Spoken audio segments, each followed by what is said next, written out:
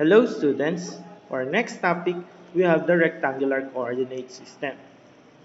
For our learning competency, we have illustrates the rectangular coordinate system and its uses.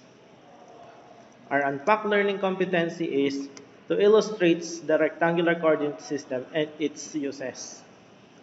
Now, let's start. First, what is rectangular coordinate system? So rectangular coordinate system is also called the Cartesian coordinate plane.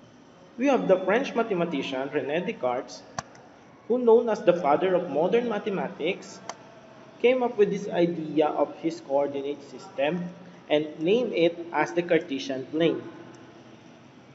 In rectangular coordinate system, Cartesian plane, it is a system in which the location of a point is given by the coordinates x and y that represent its distance from perpendicular lines that intersect a point called the origin or the 0, 0. Now here's the terms and concepts. So first you will see the Cartesian plane. You will see on the first quadrant, we have the sign positive and positive. And from the second quadrant, which is the x will be the negative and y will be positive. And in the third quadrant, we will have both negative. And for the last quadrant, quadrant number 4, we have positive, negative, which is x is the positive and y will be the negative. So you will see the y-axis is the vertical line. Ito siya. However, the origin or the 0, 0 is the point in the middle. And lastly, the x-axis will be the horizontal line.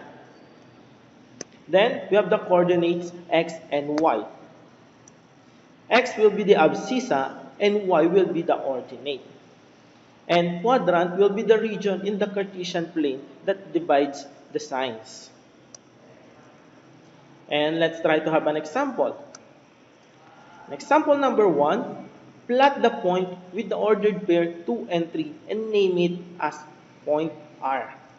So we have the Cartesian plane. First, we will have to find x, which is 2. Yun siya. Then, 3 from the y-axis. Then, we will point it out as point R. Yan. Ganun lang siya kasimple. Hanapin mo lang siya sa Cartesian plane. Then next, example number 2, start from the origin and move 4 units to the right, ibig sabihin positive tayo.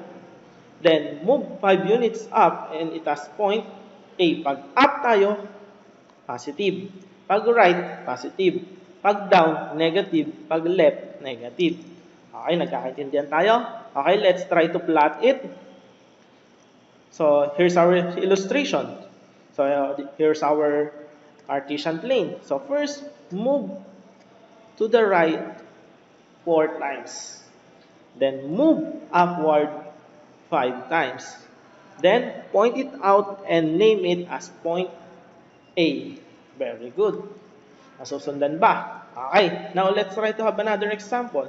In example number 3, we have the given, plot the ordered pair negative 3, 5, and determine the quadrant in which it lies.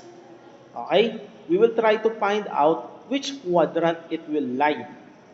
Now, let's try to plot it first. So, first, we have negative 3 going left because it is negative, then going up because positive 5. So, point 8, then we have quadrant number 2, which is the coordinates of negative 3 and 5.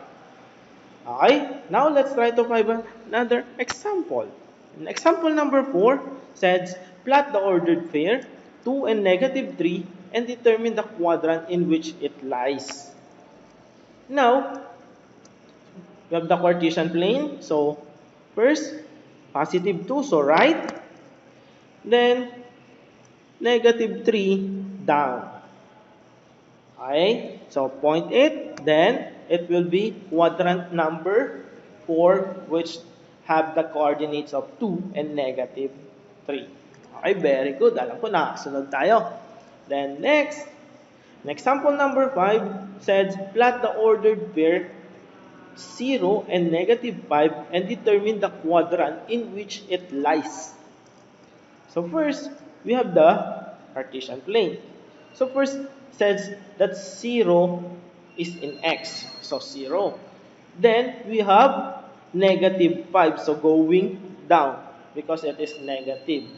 So it point it as and determine it is in the y-axis with the coordinates of 0 and -5. And for the last example, we have the problem, plot the ordered pair 4 and 0 and determine the quadrant in which it lies. So first, 4, the Cartesian plane, 4 going to the right, then 0 as it is. Point it out, then it lies on the x-axis with the coordinates of 4 and 0. So that's it. Thank you for listening and see you on the video conference. Bye.